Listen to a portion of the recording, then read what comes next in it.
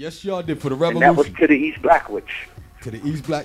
Listen, I love it. Now, when I listen to the music, I can't hear you again, bro. You got to speak closer again. I said, can you hear me now? Can you hear me now? Peace, brother. Can you hear me? Yes. Yeah. I was saying that when I listened to X-Clan, I was saying earlier that I got a vibe of a lot of different religion or spiritual backgrounds, and just it was a plethora. I love that word, a plethora of information, and I heard also in the music the funk.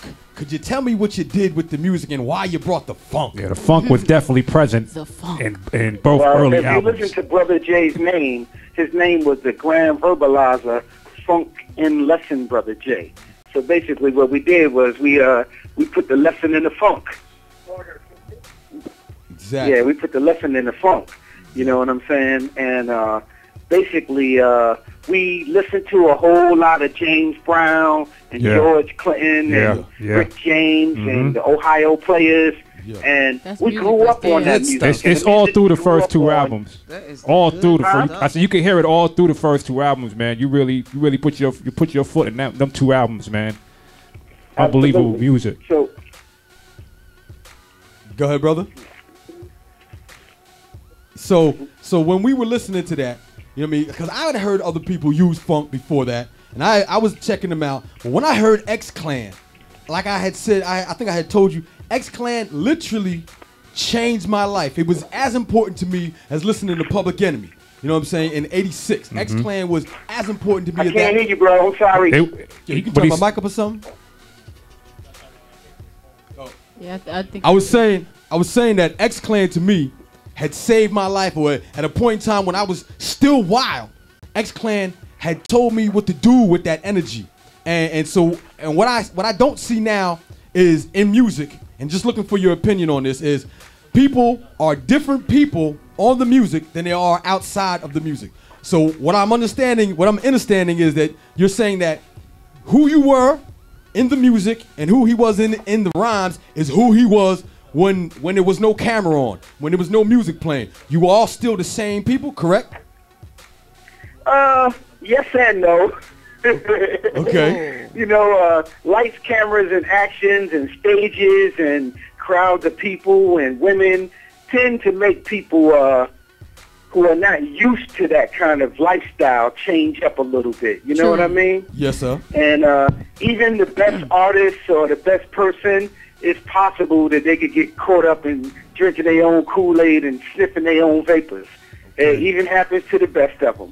Okay. Paradise Agony, man, how you doing? I just wanted to ask you, early X-Clan years, you know, coming with Exodus into the, you know, to the East Blackwoods. What was it like creating those two albums, and at that time period of hip hop, you know, when you was trying to get the knowledge out and the self-consciousness and trying to just educate the youth? What was the reception towards your music, and how was it affecting the people when you put out those albums? It was a very interesting time because kind of like how things are now, it's coming around again because it's in the air. You know, people at that time, they were tired of all the gold chains and the booty shaking. Yes. And, you know, like people were, you know, really slashing people's faces with razor blades in New York at that time. Mm-hmm. Right. And there was a whole lot of police brutality, and David Dinkins was running for mayor. Mm-hmm. So it was like a real electric time in New York. And we basically, like I said, we just laid down the soundtrack of the movement. And at the time, Public Enemy had started doing black music, and KRS-One was coming with Consciousness.